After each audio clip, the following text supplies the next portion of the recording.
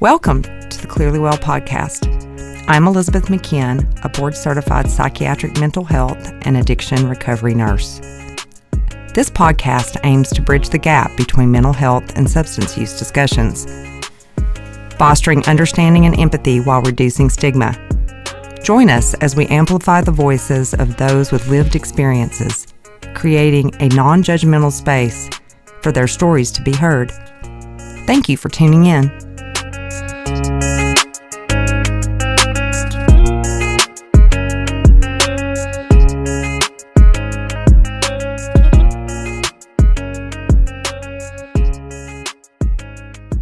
Did you know that roughly 50% of individuals with mental health diagnosis are also affected with substance use disorder?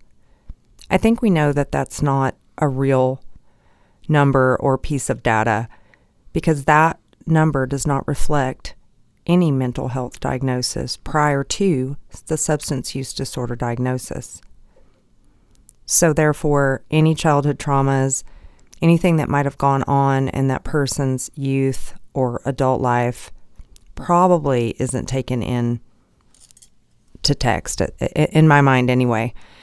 So, welcome to the Clearly Well podcast. My name is Elizabeth McKeon, and today I'm here with Todd Davidson. So welcome, Todd. Good morning. Good morning. So we've just known each other for a short while, and it is my understanding that you are a person who has lived experience that has long-term recovery in your life, and I asked you to come on, and you said yes.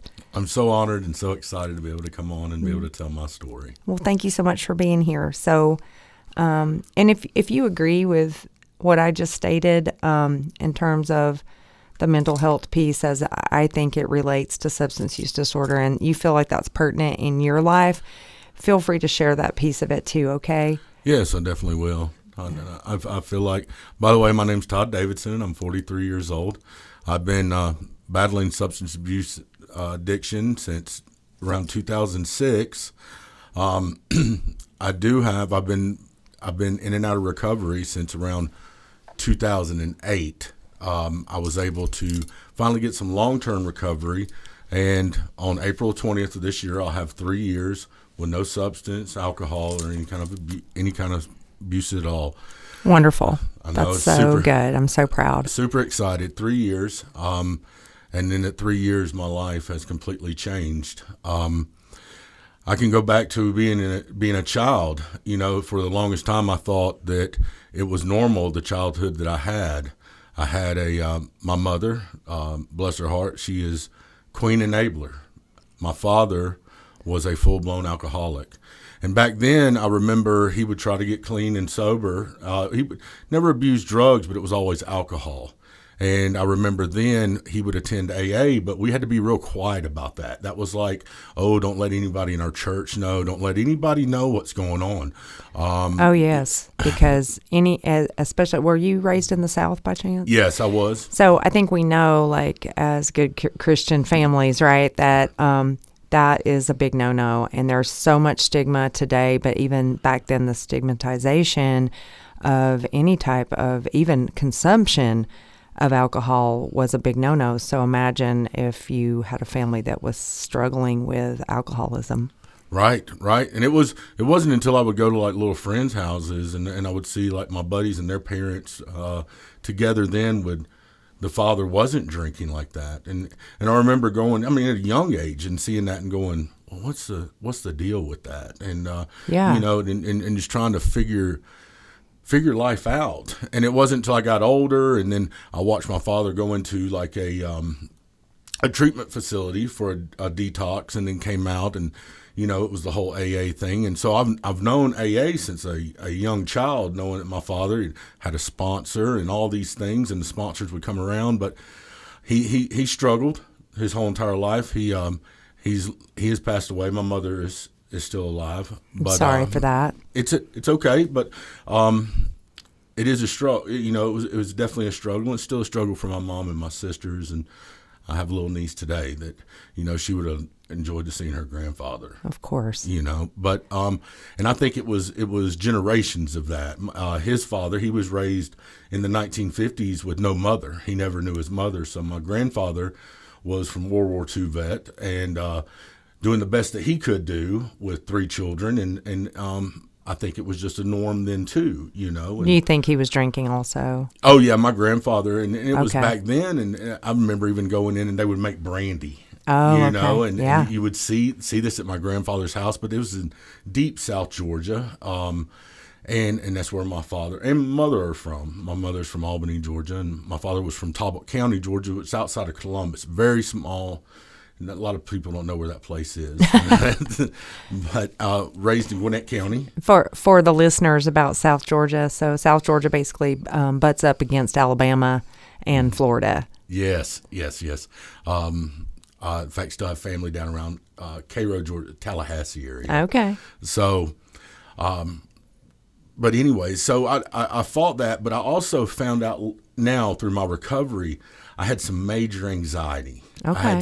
I had some depression, and I did well through. I had normal high school things and normal things growing up, but I can still count on one hand how many times I drank before the age of 21, and it wasn't even nothing substantial. It was a little bit here and there, and I think as I got older, I watched. Also with the community, we were in a church-based thing, and that was like, oh, you don't do that. Yeah. We don't do that. And I was involved in sports and stuff, but but I do remember a very pivotal moment. Like I think it was like 22, 23 years old. I'd smoked marijuana, Okay. and I remember that whole like decompression thing. I remember going, oh, this is what I'm missing. What? Okay. Oh, now I'm not. I don't have this anxiety. I don't have this thing. I almost felt like I had my own free will to be able to start doing something. I had this confidence that I'd never had before. Oh wow. Can I go back to you said like in high school you felt like you had anxiety and depression. Now was that diagnosed or was that something you identify now and look back on? No, I'm able to identify it now. Back then, that was still kind of a stigma, like you're not supposed to have, nobody has anxiety, nobody has Correct. depression. I can't remember ever hearing the word anxiety growing up, ever. Right. And I mean, that's a significant thing if you think about it. Like today, you hear it constantly, right? That's triggering me, or that's a triggering thing that you just said, you know, and that's all new language in and around mental health. And I mean, to be honest with you, I think it's overused at some point. I think it can be overused, but I think people have to learn to, adapt and sort of deal with life. But also, I certainly would never want to go back to the way things used to be, where it was stigmatized to the point you could not even say the word depression and you could not say the word anxiety Right. out loud. Right. No, you couldn't say it out loud. And there was a couple cases or a couple times in my life, in my later teens, that I actually broke out in hives and went to the doctor, and knowing now that was an anxiety thing, but they, even then, just the regular doctor was just like, well, now that I look back, those things that were happening in my life caused that. I went to college, and I went just for a little bit, and I left college and didn't let my parents know. I went to work as a union electrician, so I was like playing this little Jekyll and Hyde life with them. Oh, wow. So parents thought you were in college and you were really Yes. making the money. Yeah, and I was out there making money, and it was kind of on my way. So I did this for a little while, and I just didn't want to disappoint my dad and my mother, and they had some great plans for me. My father, he wanted me to do certain things. He was a pawnbroker. That's what he wanted me to do. He wanted me to become a pawnbroker. I then wanted to be a state trooper. Oh, wow. But, so I thought, well, I'll go do this. And what ended up happening was I went to work for the electrical union. Okay. Now, that's a pretty good gig, right? Yeah, it was really good. And as I tell my story, you'll see where it still plays a part in my life to today. Okay. And what it did for me to get into a career later. But yes, fought then because I was just breaking out in these hives. Wow. I didn't know how to communicate very well, like my feelings then, and say, I'm a big guy, and I'm supposed to be this tough big Yeah. guy.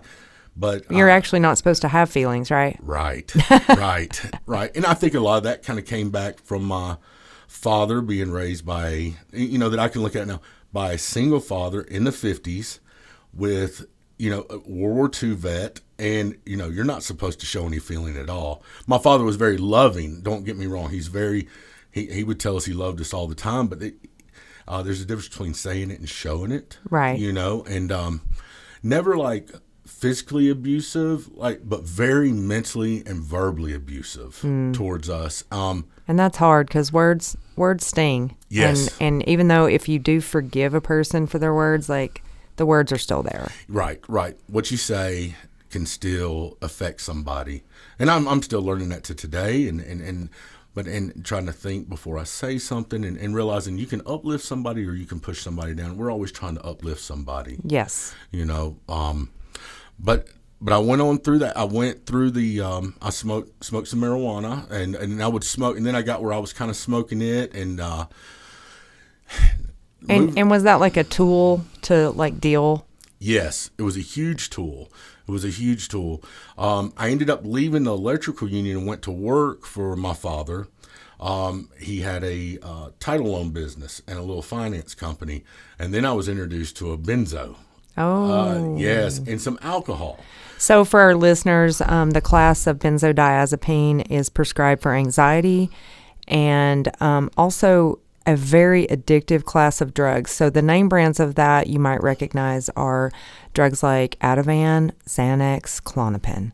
Mm-hmm. So just for your awareness, if you are taking a benzodiazepine, you are taking a very addictive drug. That is not meant to be said in judgment. It's just you should know because you just can't stop taking them cold turkey. No. You could get into some detox trouble. Right. So go ahead, Todd. So right. That was just a little fun fact for the listeners. Yeah, and I would notice every now and then. I called myself like a little weekend warrior. Like I would take them and do a little bit of drinking, which is so dangerous. Yes. It is so dangerous, and I was using Klonopin. Okay.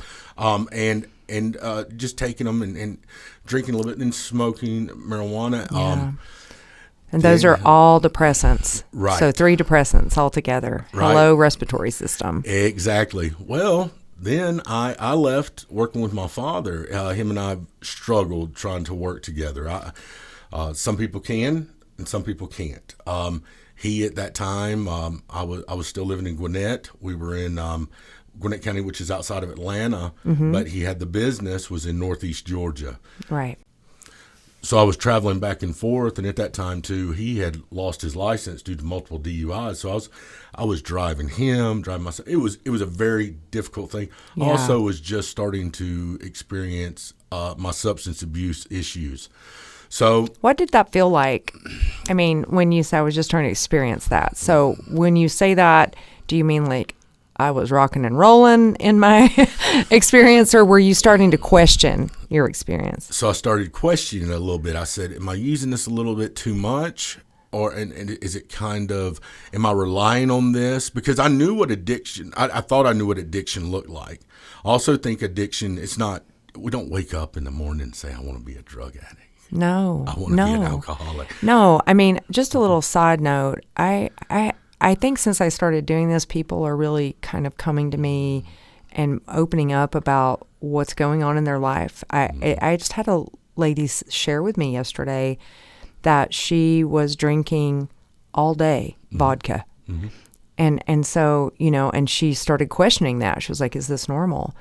And I just really liked it that she woke up so early in doing that. It had happened for 3 straight months. Mm-hmm. She was depressed and she just turned to vodka.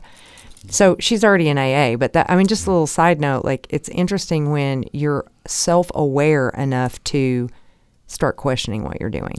Right. You're able to say, hey, well, what's kind of going on here? Am I relying on it? But then I think there's I think you kind of tempt yourself, then you get a little deceived. You start telling yourself, okay, I'm not really, this can't be as bad. And then, well, and this is where I always tell the listeners about Change Brain. I think I do it in every episode, is that the mesolimbic system with drug use and alcohol use does change, and that's your decision-making tool, and the brain gets very smart. It turns your decision maker off so that you choose to do bad things. Right. No, I can see that through all the addiction, all the times where I've had issues, because it would change. What I'm about to get into now was, so I quit with the Klonopin and Okay. the Xanax, but I found cocaine. Oh. So I started working at night and this thing, and it was kind of like something that went together with what I was doing and this working in these restaurants and clubs. So then I added the drinking and the cocaine together. So that's kind of like speedballing, right? Where you're high and low. Right. And that was another, well, I'm just going to get a little bit here and a little bit there, and didn't realize that all this stuff was starting to really control my life.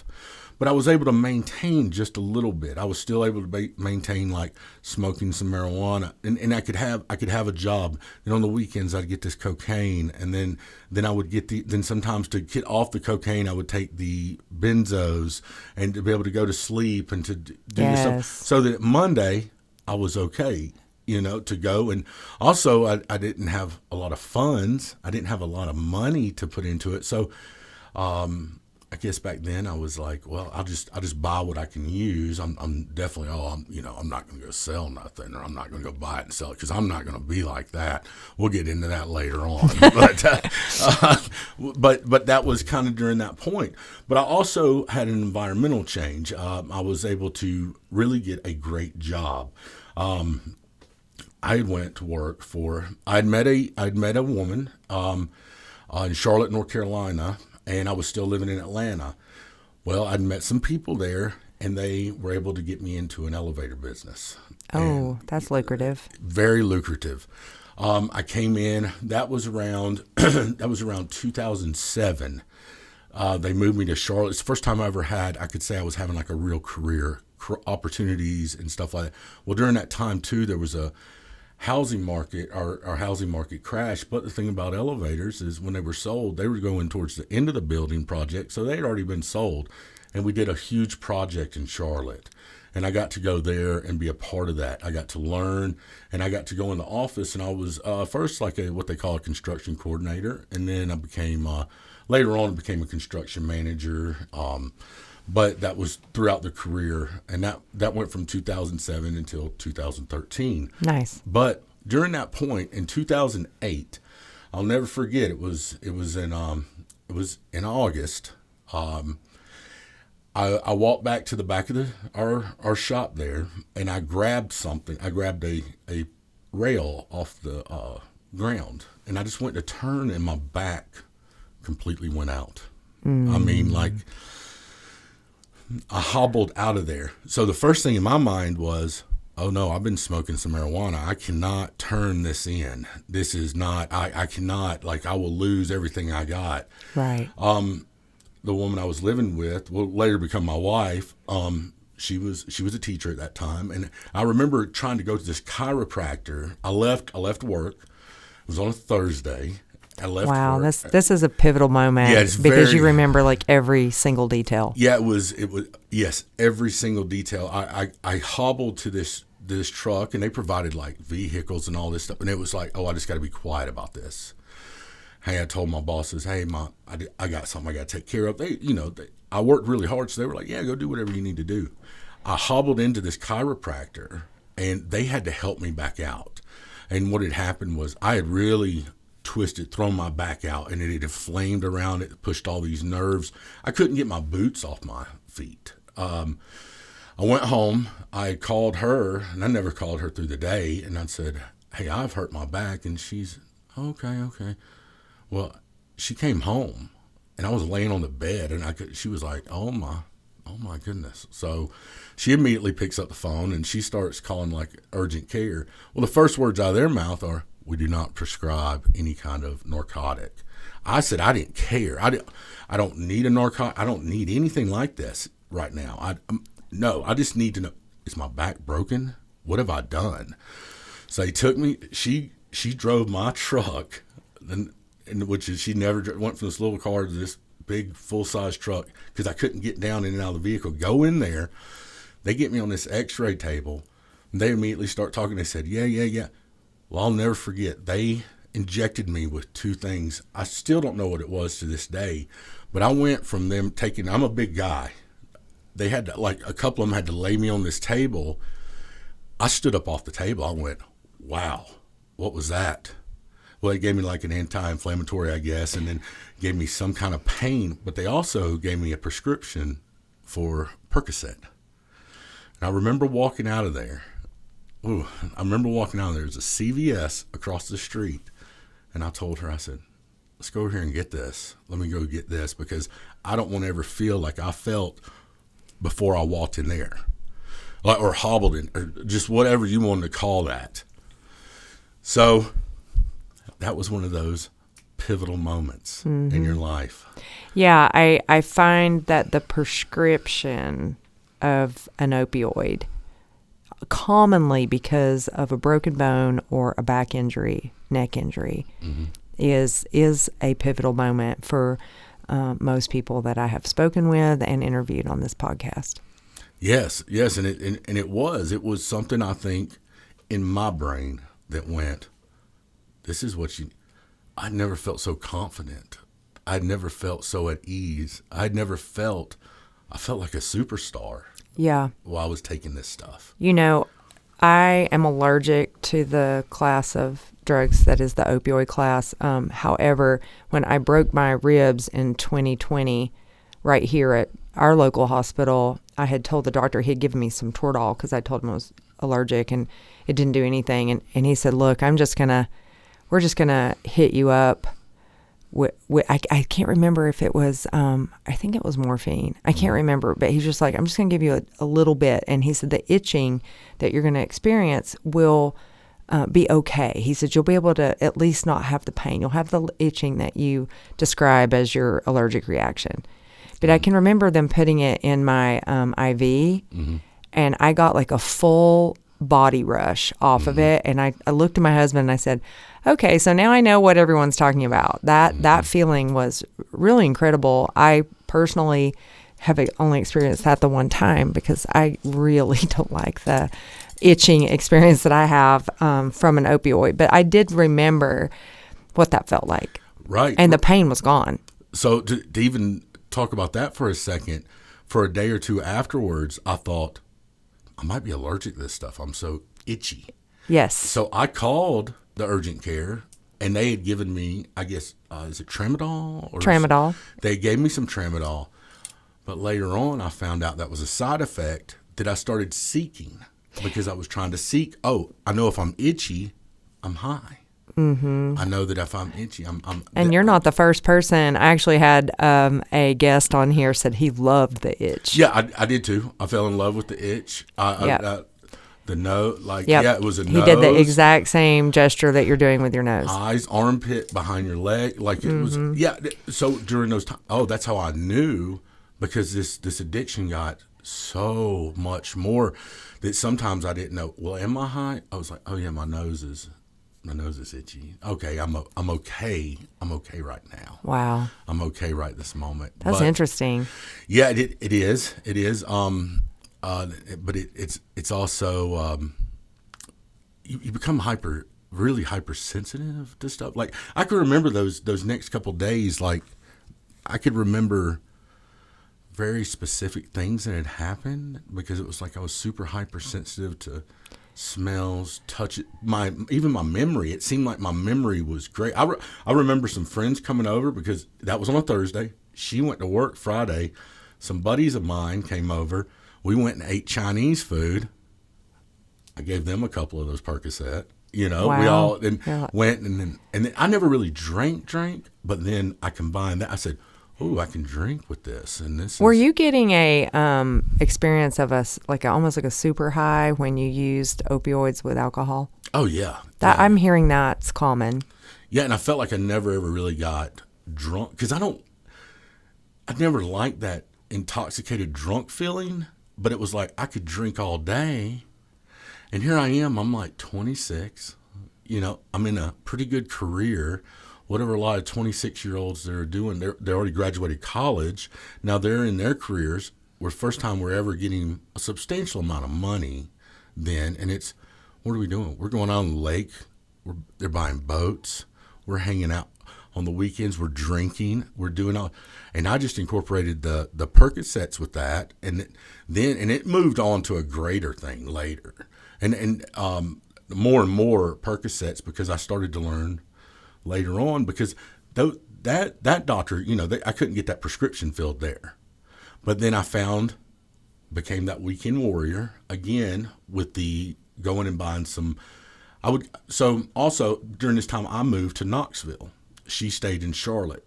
I would go during the week there with the elevator. I became a construction manager then. I took over the whole office there. So I would drive back and forth. Still the same company, Still though, the right? same company. Yes, still the same company. And just still that weekend warrior. And that thing I had done with the cocaine. So the weekend warrior means what? Come Friday, I'm going to turn the volume up. Okay. We're gonna do it. But I also played this little Jekyll and Hyde thing. Like, now, were you doing that with your girlfriend? Like, she's a school teacher, right? Like, no, yeah. She had no clue. Okay. She had no clue. She maybe would drink a little bit, but she too came from a very hard situation with a mother that was an alcoholic, a father who was incarcerated her whole entire life. So she raised by grandparents with mental health. So she knew. And I'll tell a story a little bit later about something that was kind of shocking to me with her when it came to using any kind of pill or substance. But so so that went on a little while to where I was just driving back and forth, and I would drive on, and I felt like I owed that to myself. Oh, I've been in this truck driving from Knoxville to Charlotte. I'm going to run over here, get a few of these pills. And then we're going to get through the weekend. I'm back up at 4:30, 3:30 Sunday morning, literally, to drive so I can be there Monday morning to open the office for, around 6:30 to get those guys going through the week. So you weren't able to obtain a prescription. You were actually buying street opioids. What were you able to buy off the street? Hydrocodone. Hydrocodone, excuse me. Hydrocodone. And it was. We'll get little emails from our listeners. Yeah, I know. Yeah. With corrections. Yes. I know, and I'm bad with some of this stuff. That's okay. Now, I would like to say later on I became pretty good at knowing some of this stuff, but I would get those. And it didn't matter if it was 5 milligram to 10 milligram. I got to where I could look at and say this, but it turned from maybe 5 of them, purchasing 5 of them, to 10 to 15. So you were building tolerance. I was building a big tolerance. Well, during this time too, I was living in Knoxville, and over there, I had some buddies that I hung out with, and I was with some pretty good people, but I was still living that Jekyll and Hyde lifestyle. I was professional on one end, but then I had my little party buddies on the other end. Well, that's where I was introduced to oxycodone, 30 milligram. Oh, yeah. Oxycodone. Very pivotal moment. That is. Very It's a big pivotal dose moment. change. Huge dose change. And I remember looking at this little bitty pill my buddy had, and he told me, he goes, "You don't want to ever mess with these." And I was like, "Well, what are you saying? Who are you to tell me?" He said, "Well, I'll give you a quarter of one." And I remember I took it and I snorted it off his table. I went to my house and I just sat there and I went, that quarter of that pill was stronger than anything I had taken when I could take 5 or 6 of those. Like, what have I gotten? So during this time, this was right around November, my family was coming for the very first time to come meet. Now she has done meet your girlfriend. Meet her. Well, they've met her before, but now we have a house in Knoxville. Okay. They're coming for Thanksgiving. They're coming over. Well, I remember telling him, "Let me get some more of those. Let me just get them out of the house, and then I can." Because it started making me feel. I started noticing I didn't feel good when I wasn't taking these. I started having some withdrawal symptoms, and I was like, "Let me just get through this." Well, what comes after Thanksgiving? You got Christmas. Her family was in Ohio. That's where we're going to go, is to Cleveland. I remember going up there. Well, let me get some more of these.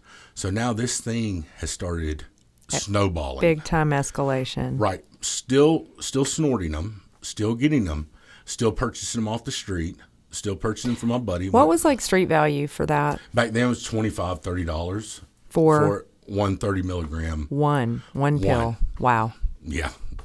Just wait. Just wait. So as farther as you get into this, maybe he wouldn't have any, then maybe this person would have some, and then this person maybe wouldn't have any, and then I said, well, where can I go and just get these? Well, I found a place. I found a doctor. I found some nurses. Maybe not the most ethical thing. I paid them. They put me on this waiting list to go in a very pain clinic. Very. Like they would write whatever you basically wanted. Right. But I came also with a very good commercial insurance. I have 2 plates and 13 screws in my right ankle. Okay. I had gotten a staph infection. Then I'd gotten osteomyelitis in it. Ouch. I've never had any problems out of it. But I started learning some lingo. I started going in and telling those doctors, man, my quality of life. So what do they start doing? So you were basically manipulating almost like with mental health, which you were probably really and truly experiencing, but you were using that as a means to an end, right? Yeah. And I forgot about this another part that had happened. So even then, at one point, I used to say, anxiety. Just go breathe in a corner. Who are you to? But let me tell you what happened. When I started trying to come off of those, I experienced, it was so surreal. I remember we had a contract with University of Tennessee, and I remember walking on a job site, and just in my head, I said, I don't want to die today. That turned into, the next thing you know, I was in the ER, I couldn't breathe. My arm had went numb. I had done all this stuff. They were like, well, you're having a bad anxiety attack. I said, no, I'm not. Yeah, you are. So they gave me Valium. I remember I went home. I told her about it. We got in a pretty good argument about it. She was like, you don't need these Valium. You don't need to. Oh, she was like, what's wrong? But I couldn't tell her about this addiction I had. Right. Oh, yeah, I had this crazy thing I'm doing way behind your back. All these things that I'm doing. How long had that been since you had started? How many years now are we into this relationship? We're about, with her and I? Yes. Oh, we were in 2000. This is 2007. Her and I lived together for about 4 years before we got married. So are you married at this point? No, I'm still not married. Okay. I'm still not married. I was using that addiction like, I can't marry her in this addiction. And, I just strung her along. She wasn't doing anything wrong. She was, if I was doing anything, I was holding her back. I also had her, and I look at it now, super manipulated. I had her in a place to where she had no family. All her family's in Ohio. So she was isolated. I isolated her. Okay. And that, now I can admit that. Yeah. I can say, yeah, I did that. I learned that I could isolate her and manipulate her. I could do what I needed to do. Like that was.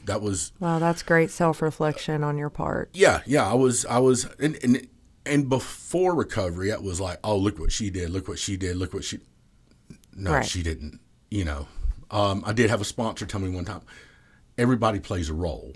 So we weren't always perfect, but she wasn't doing anything. I was just lying, manipulating, right, stealing her money because it had gotten bad enough. But so that's what was happening. I was spending so much money on these street pills and you got to think now I'm taking 2 or 3 a day.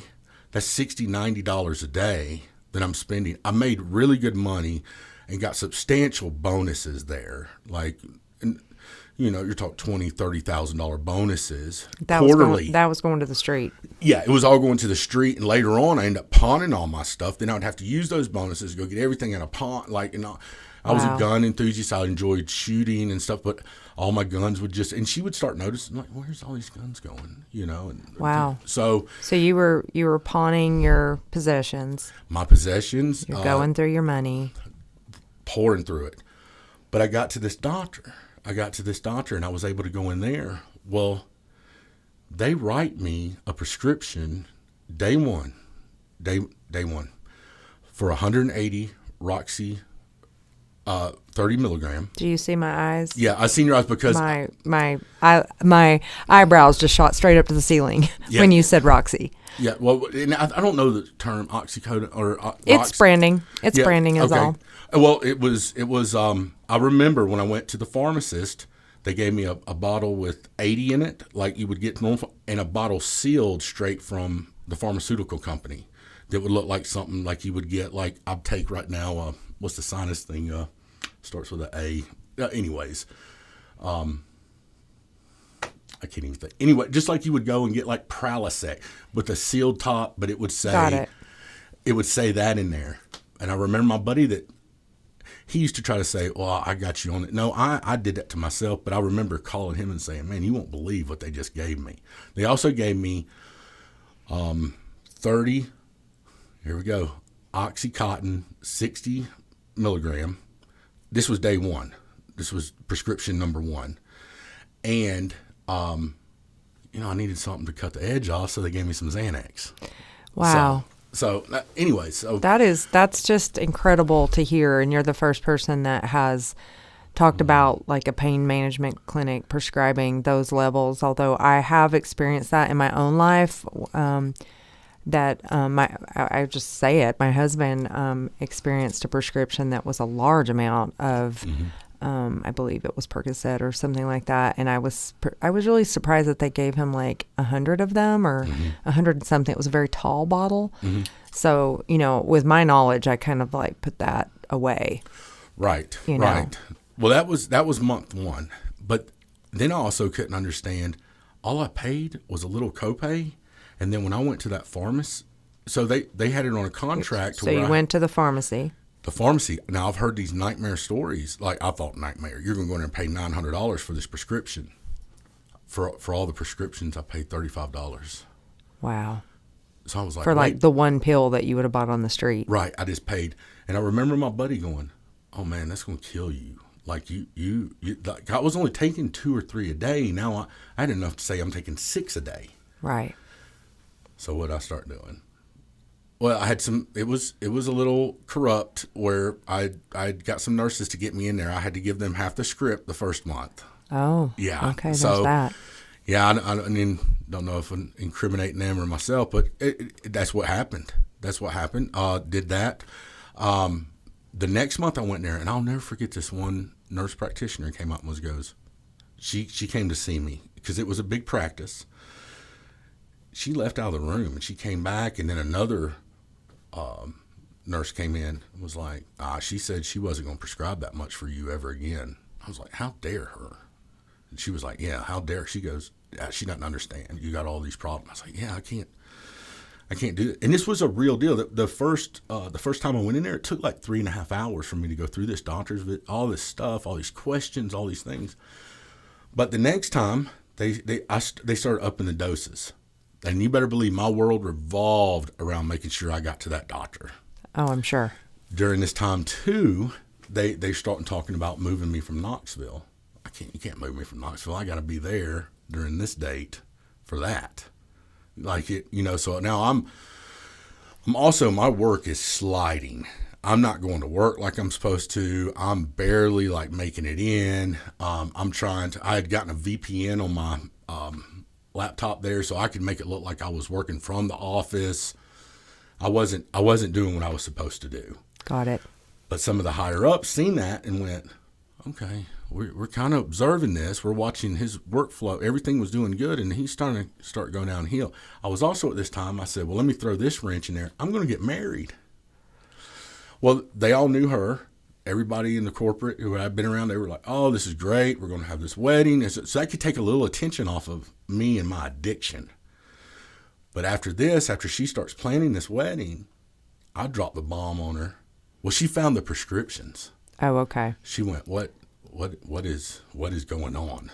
I was like, well, and I'm having all this pain and all this, just sold it to her. And like, oh, well, you've waited 5 years. Well, if you want to go, there's the door. And I'd play that game with her, which was horrible. So, like, backing up, you, like, in a way, just kind of use that, like, breakup as a way to get her to not focus on the pills she just found. Yeah. She's been waiting many years to get married, and I went and got the stuff, and now this man I'm going to marry has this huge addiction. Well, I'll get better once we get married. Let's just get through this marriage. Got it. Sold her. Got it. Sold her on it. She signed a contract and everything. She went, all right, well, this is a 12-month lease, and we'll get through this, and everything will be hunky-dory again. That man that she met in 2007 in Charlotte, she was going to have that guy back. So what year are we now? 2011. Okay. 2011. Sean, where are we on time? Okay. He'll edit that. Okay. So now during all this, I get transferred to Washington, D.C. Oh, okay. I'm there. Not only now am I using all those pills, now they have upped the thing. I'm getting Oxycontin, 80 milligram Oxycontin, the 180 roxicodone. I'm getting Opana, 60 milligram, and I'm also getting morphine, 200 milligram. I'm getting a breakthrough. I'm getting Xanax. I'm getting all this stuff, but now I'm flying through it. That thing to where I was supposed to be 6 of this a day and 2 of that. I remember eating 2 Oxycontin when I was deadly sick and barely would feel nothing. I could take and chew, but I was still snorting or chewing or whatever I need to do. So no IV usage yet? Yet. Because I just feel like that's coming. Oh, it's coming. It's coming. So then I get there, and you and I discussed this. I remember there in Washington, I was horrendous. I had so many eyes on me. I had even been able to manipulate my bosses back in Charlotte and Atlanta. There was one in Vancouver, Canada, that I dealt with that I had them manipulated. These guys were just against me. They were just against me. They didn't like me up here. They were trying to get me shipped out here, all this stuff. King manipulator. But like I told you, I woke up one morning. I'm supposed to be at the office by 7. It's like 9:30. I'm just like trying to come to, and I had this whole thing. I would pass out and come to. Now I wake up. Now I go to sleep and I wake up. It's a big difference. Well, I was trying to come to, and I think it was the Hyatt I was at, and you could look out and you could see the United States Capitol. You could see like the Smithsonian. You could see all this stuff, right? Right.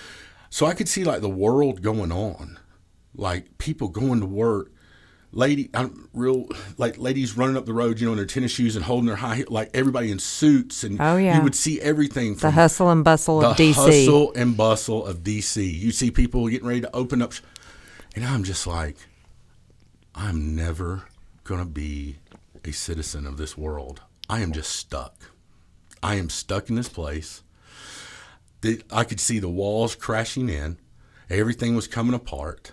Everything was not what it was. Well, I got a call. From my company, and they said, "Where are you?" So I had to run out to. I had certain clearances. I could get on Department of Energy and Department of Defense sites, and I was like, "Well, I'm headed out here," and they were like, "No, you're not." How do you know? I didn't realize that company vehicle they gave me over there had a GPS tracker on it for the company. Oh. Yeah. So I went. Then they had said, "Well, what did you do so-and-so on this date?" Well, what I did was I had pulled over in a rest stop when I was supposed to be going to a job, and I passed out. Why did you sit in this rest stop that long? You just need to come in the office. So they sent me back to Knoxville. Suspended. I got there with her 2 days before, or it was 2 days before 4th of July. Fighting that. Had my other bosses still on my side, right? They're going to bat for me. They're like, "Oh, just quit. You resign. We'll get you like 20 grand. They've done you wrong. They can say this." And I seen, like, I don't know what you would call it. It was almost like a deposition I did, like through internally. Right. And it was all recorded through HR and all that. And I even had some of the HR people, woe is me, poor pitiful Todd, but sold them on it, went to work for another company. Got these guys in our company to vouch for them, because the elevator business really only has 4 companies. There's really only 4 companies worldwide. Oh, wow. So, but then you have smaller companies, but I was in one of the big hitters. I was in one of the major ones. Got it. And if you look at it, it's like Ford, GMC, Mercedes, and Volvo, what you could say, and how they're spaced out through the world. So this other company I went to work for, they're like, we want to hire you. We got some great references. Come to Memphis. Okay, I can do Memphis. Hey, it's close to Knoxville. I can still hit that doctor.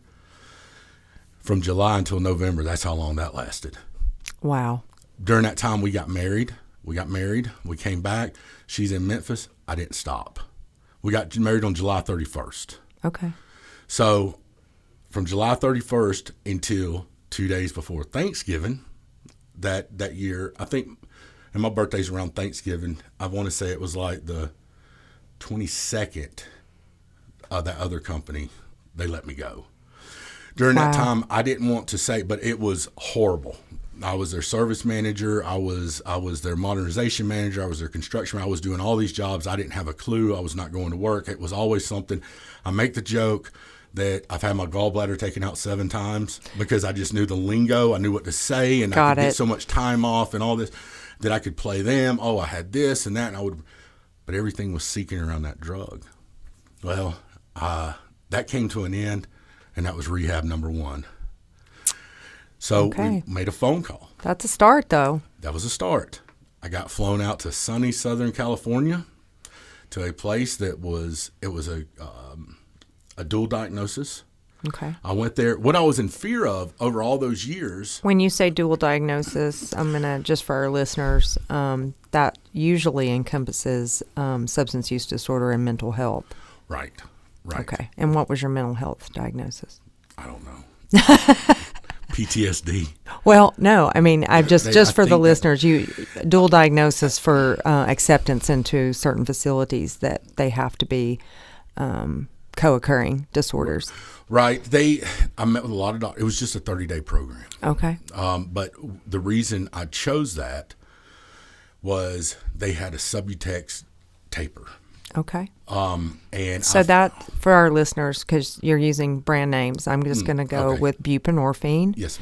And Subutex is, correct me if I'm wrong, but that's a sublingual film. No, this was in a little pill form. Oh, okay. It came. So it's oral. It's oral, but you put it under your tongue, you let it dissolve. Okay. It was like maybe 10 the first day, 8 the next day. I remember because they messed up on mine and they didn't give me, I had a half of one left. And I saw the doctor. I was like, I know there was a half of one left in that pill punch. And he was like, went and checked and he goes, you're right. So he gave it to me. He made sure I got it. I just remember how it was so broken down. It was exact. That taper. Right. But I remember that last hurrah I had. We got, her family came from Cleveland to our house in Memphis. We had Thanksgiving. And I remember her stepdad was in Al-Anon because her mother was in full-blown alcoholism. Okay. Oh, this is what I wanted to say about that. Right before we got married, her mother got locked up on a probation violation. She couldn't be at the wedding. My wife then was devastated. I mean, she had nobody. So both grandparents, both sides. She had one grandmother, a bunch of aunts and uncles, but I'm saying she was the only child, devastated. Oh, at yeah. that time. If her mother or the bride not present. Yeah. And I say only child. She had a little brother that was like 5, where her and her mother and stepdaddy had gotten married and had like a young, her little brother. But, she just wanted to be married. Right. But what came about that, I remember I said, here, I got a Xanax I can give you to help calm your nerves. I gave her the Xanax. She went in there, calmed down, went to sleep. The next day she woke up and I said, here, do you want another Xanax? And she goes, no, I think I just mentally need to work through this. I just need to work through this and I'm going to be okay. And I was just like, how does somebody work through something without a pill? I remember going what's wrong with you? What's wrong with you? Today you're probably like, wow, she had some great wherewithal. Yes. And there's so many individuals that are able to do that. And I'm very blessed right now. I can do that now. But then I was just like, what do you mean you don't need this? Yeah. Weirdo. Do you think in a way you were hoping that she would also start using? No, absolutely not. Because I didn't need her using any of my drugs. There you go. Yeah, no, that's absolutely. I was just hanging on. It was enough for me and costing her too much behind her back. I didn't need her in an addiction. Got it. Yeah, that's no, but real. That's good though, because there are a lot of people with substance use disorders that want their partners using too. Right. Yes, and I see that. And I see that. But I also see your side of it, which is the first for me to hear, is that, I want all of that for me. Right. Because I'm a big guy. Right. I'm a big guy. I like to use a lot. When I go, I'm going wide open. Just for our listeners, like, Todd, what is your size exactly? Because, like, I'm tall and you're taller than me. I'm 6'4" and I'm like 340. Okay. Big guy. Yeah, I'm big. I'm a big guy. I wouldn't want to wrestle you. I wouldn't. I'm too old now to wrestle. I'm too old now. Okay. But yeah, I didn't need her. I didn't need any. And I had that mind frame for a long time until later on. Gotcha. Then I was like, because I never. So I had this perception. I just use drugs. I don't sell drugs. I'm not one of those. Let's go. So you are in rehab. Mm-hmm. You're in Southern California. Yes. You have come through a buprenorphine taper. Yes, and then they started prescribing some other medicines. Now I look at it with Seroquel. Okay. Trazodone. Sleep. Yeah, because that side effect is you cannot sleep. It's insomnia. Right. I just needed some good sleep, But I'd always had all those opioids, so I had never tapered. So that was my fear, was that detoxing, because I knew what a little detox felt like. I didn't want to know what a big detox felt like. And I had a big aha moment as I'm leaving Memphis, getting ready to get on this plane to go to Southern California. By the time I'd land in Houston, and I remember in Houston, I'd bought all the drugs I could before I'd went, like all the Roxys that I could buy. And I remember I was so sick that when we were leaving Houston, I remember I just didn't care. I was crushing up a pill in a straw, snorting it with people sitting right beside me. Like they're looking at me like, what is it? Wow. I'm going to rehab. What are you going to do about it? That's what I was like. Even the point, by the time we got there, I'd already detoxed again, and the flight attendants were trying to help me with some water. And there was a doctor on board that actually looked around and said, he's going through a detox and he's going to get help. I remember some people like, oh, look at this thing. But I turned it all about Todd on that whole airplane. Yeah. That whole entire flight was, everybody they moved me to the front so I could sit down. I got to go up in the first class so I could I was coming back out of full detox because I just didn't have I got all I could, but I couldn't get enough. Yeah. So by the time I got there, I remember it was bad. The doctors assessed me very quickly. They could tell my blood pressure was through the roof. I was just like, I was in major withdrawal, and I'd never experienced that until sitting there. But they were able to I was able to start moving through this, but they gave me a lot of medication there, a lot of medications, a lot of things to try to help me. There's a couple times I wanted to leave because in my head I had a doctor's appointment. I could get back. Now I was cured. I've already went through this detox. In my head, I said, I'm good. I'll take this medication they gave me. I can get these refilled, but I can run back to Knoxville, get these pills. Then I can sell them street value, like $9,000, to make up for this salary I just lost and keep my marriage together. But wow. So the 30 days in Southern California, because I'm sure you were having to do some recovery, like cognitive behavioral therapy and smart recovery talks and things like that. But it sounds like in the back of your mind, you're figuring out the plan. Yeah, I had reservations. That's what we call it. Reservations. Okay. I already knew. Got it. Knew exactly what I was about to do. I knew what I was about to do. So I did complete the program. They taught me into staying. I said, okay, I'll let this. Were you doing that like for your wife too, so she could say, oh, he went to recovery and he was there for 30 days? Yeah, for 30 days. But here's what happened. Her stepdad had really been working an Al-Anon program. He had went from being codependent to setting boundaries. He talked her while I was there in 30 days to move back to Cleveland, Ohio. Okay. So she put everything in a pod and she moved back there. When I got there, I went, okay, well, where are we living? She goes, you ain't living with me. Oh, so she put up a hard boundary. Yeah. It probably saved her. It probably saved my life in the long run. Like, and it saved her life. I'd made her go get her student loans taken care of, and all her credit cards down, consolidated loan. But I took the credit cards, went and ran them back through the roof. I had done. Oh, wow. So like once she was able to like have a couple weeks to kind of look at what was going on, she went, whoa, what's happened? This money I said we had saved, I had just got. Where's all your gun? Oh, they're in. Like it. Oh. It was never a good conversation when I was having a conversation with her. She even went, if you want to get real deep about this, she even went as far as I'd only told her, I said, the only way I'd ever leave you if there was any infidelity. Okay. Her and I never worried about that. I still, like, we never, even during my addiction, there was no infidelity. Like, well, your infidelity was with drugs. Right. Yes, it was 100%. But she had told me, she had mustered up the courage to say, I had an affair. Later to find out it was just a lie. She was just trying to get me because she was still having trouble by saying. So she knew that would be the one thing that would make you go like, oh, okay, yeah. I don't want you then. Yeah, but what I'd learned out there was, oh, it's okay. Y'all can work through this and all that. And I went back and she was expecting me because she wanted me to be that stronger person to go, oh, I'll never be with you again. I want this over with. But when I got back, I went, so it threw a wrench in her. First time she was trying to manipulate something. But she was just she just did not have the courage to say, I want a divorce. She was starting to work at this. Got it. For the longest time, it's her fault, never my fault. Yeah. Yeah. How dare her let me keep up with this drug addiction? You know, right. That was her fault. I sense through this entire podcast so far the anxiety that it creates for you. Like talking through this entire process. Like yeah. I see you differently talking through what has happened in your life. You have like that faster paced speech, and it's I can tell that it brings back that anxiety in you. Yeah, because I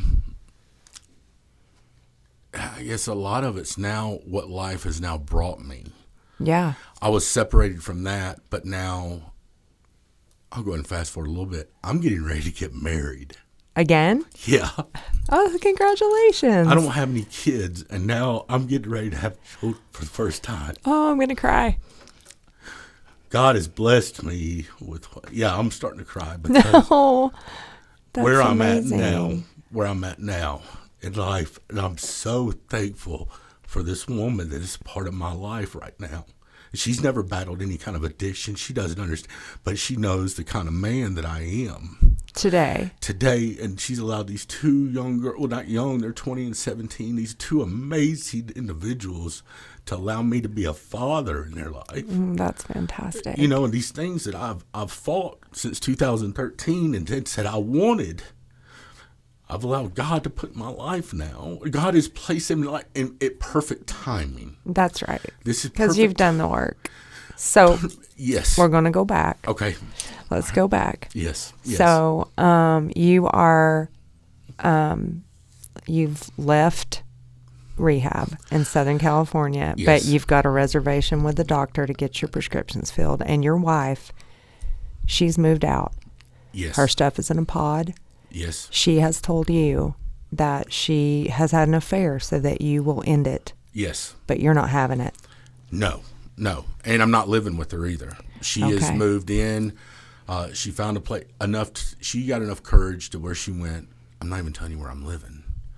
So I was like, well, what am I supposed to do? Well, guess what? They had reservations for me to go into an aftercare. Okay. Well, I went into one aftercare. And what was aftercare like? Was that sober living? Yeah, so if you really understand Cleveland a little bit, that's where AA was birthed right outside of Cleveland. So, and then also they were going through a heroin epidemic during that time. This was 2000. This was January 2013. Okay. They were going through a heroin epidemic. They had done passed all these pills because they couldn't get the pills like we could get. Like I could get down in Tennessee, you know, and they were shutting it down in Florida. And around that time, so the prescription drug monitoring program had not launched yet. That won't happen for 4 more years. But around 2013 was when a lot of doctors were getting busted for over-prescribing.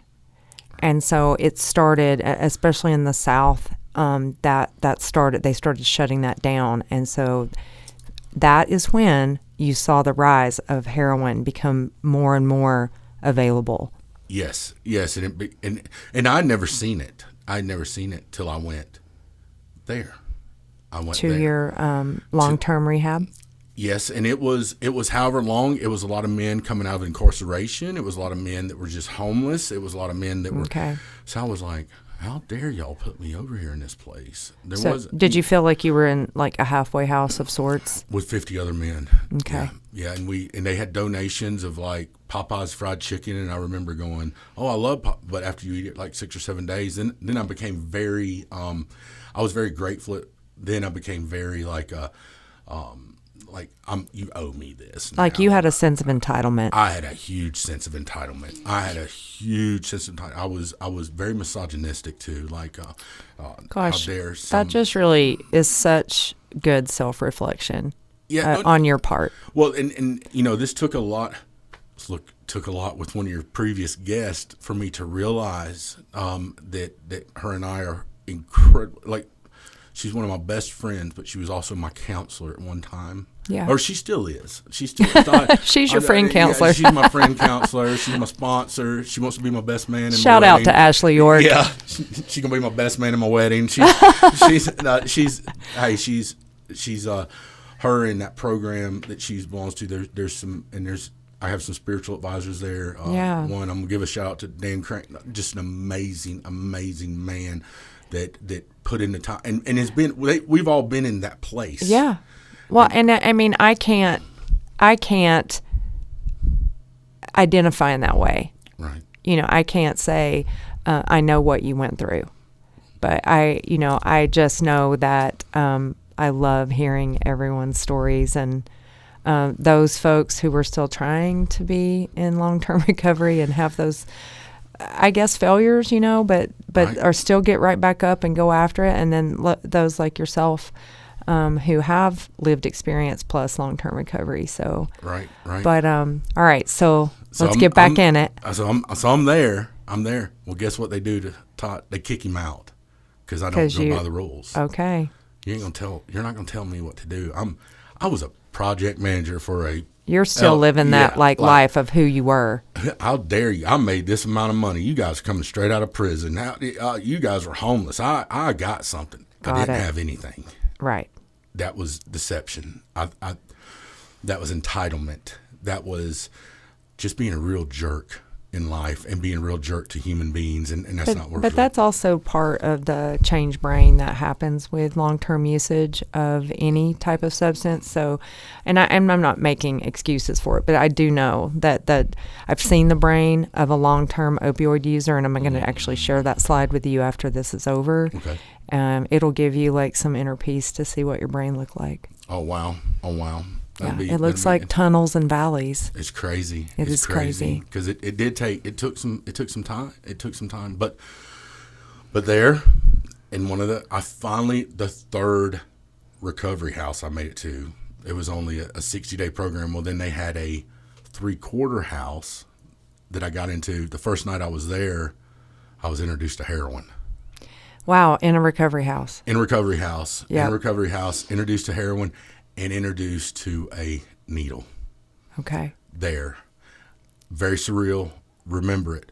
Within 48 hours, I robbed a drug dealer down there, a heroin Wow. dealer. Wow, we've just had a huge shift in the story. Yeah. Now, so I didn't have money. I'm going to figure this out. I had this like peddling deal where I could go out at first, within 24 hours, I'd already I had a wedding band. I had traded it for something because I only had my possessions on me. She wasn't having anything to do with me. Took the wedding band, traded it for some money. Then I played this little game. I had some nice clothes, so I was walking up to this gas station saying, I'm out of town. I had a really big southern drawl. I mean, I still do, but I would say, I'm not from here. I locked my keys in a car up here. I'm here on business. If you'll give me your name and number, I swear if I get back to this hotel room, people started like handing me $20, $25. And everybody was like, no, you don't need to pay me back. Next thing you know, I got $100. Well, guess what happened to me? I go to find somebody, give them the money. They took off on me. So what do? I went to plan B. We'll take this even further. In a public area, I'm lucky I didn't get shot and killed. I'm going to say you're right. Yeah, no. And what happened was we met in this parking lot, and the guy gets out for the first time. I was expecting him just to walk up and give me this heroin. I didn't really even know what heroin looked like. Give it to me, and I was going to take off running. Well, he got out, met me face to face. He hands it to me. I turn around, but when I turned the corner, there was a lot of people standing on the street, and it was kind of a tussle. And he really reached in his waistband at one time, and I said, he's about to shoot me. And I turn, and as he comes around the corner, all these people are like, I said, he's trying to attack me. They all went towards him. He said, I got you. And I took off. Almost OD'd and died in that 3-quarter house that night with that amount of heroin. I remember waking up in the floor like, ooh, what just happened there? I didn't know what happened. Within 4 days, they're banging on the door. You got to get out of here. Well, the only place I had left to do was get on a bus and go to South Carolina, where my mother was. I get there, she's taking care of my elderly grandmother. But also during this time, I had finagled the system, and I still had some money. So I get to, and I'd made a couple of contacts up there within that 4 days of being out on the street. So I got to South Carolina, and I said, okay, I'm going to be okay. I don't know where nothing's at. I'm good. I'll be fine. I don't have a vehicle. I'm 30 miles from the closest Walmart. I'm out in the middle of nowhere. That didn't last too long. But what I was doing was I was getting heroin mailed to me from up north. Wow. Well, that went on for about... Now was the heroin way more affordable than... Yeah. I didn't have a clue how to get the pills, and I couldn't get my mom or my grandmother then. At that time, gave me a little time, and I had them manipulated too. But I couldn't get them at that time to take the car. I wouldn't even know where to go over in Columbia. Now, I've later found out I go into Columbia and go on the university down there and go. I later found out that I could go into Columbia and go get what you needed. Go get what I needed. But yeah, that worked out for a little while until the SWAT team knocked my grandmother's door down. Oh my! Took me to jail, charged me. It could have been horrendous. But I was able to finagle the system. I was able to pay for attorneys, and I was able to get a thing called PTI, which was pretrial intervention. Oh, okay. I was supposed to go to like 6 of these drug assessment classes, do this community service, and do this stuff, and then I could get out of these charges. I ended up doing 36 classes. Wow. Because I wouldn't get sober. But I was like looking at, well, I had the money, I'll just pay this. And during this time too, I'm battling this addiction. I've found out, I can go there, go get her. Now I've got my mom driving me, my poor mother, got her driving me, got her manipulated into this. Well, then she heard about something, and it was called methadone. So I was able, I remember her and I discussing it. My grandmother has now passed away during this time. So now it was just me and my mom out there. Burnt through all my money, wasn't really working, doing what I was supposed to do. I was supposed to be in and out of these little like classes and stuff. I wasn't doing it right. I could finagle somebody to sign off on all my hours, and I did that. Got up till almost the last day of this PTI thing, went in there, and the officer in there let me sign it off, and I was very manipulative during this time. That's the ongoing theme throughout this, is that you've really been able to look back at your life and identify as a manipulator. That's right. Yeah, no, I had to play this person against this person to get what I needed for this,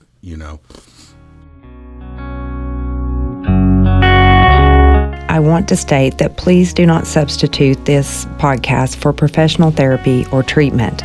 The content shared here is for informational and entertainment purposes only. We do ask our listeners to respect the diverse experiences of individuals and refrain from passing judgment. If you or someone you know needs professional help, please seek the guidance of a registered and qualified mental health professional. Clearly Well is brought to you by Healthy Georgia and produced by CNC Media.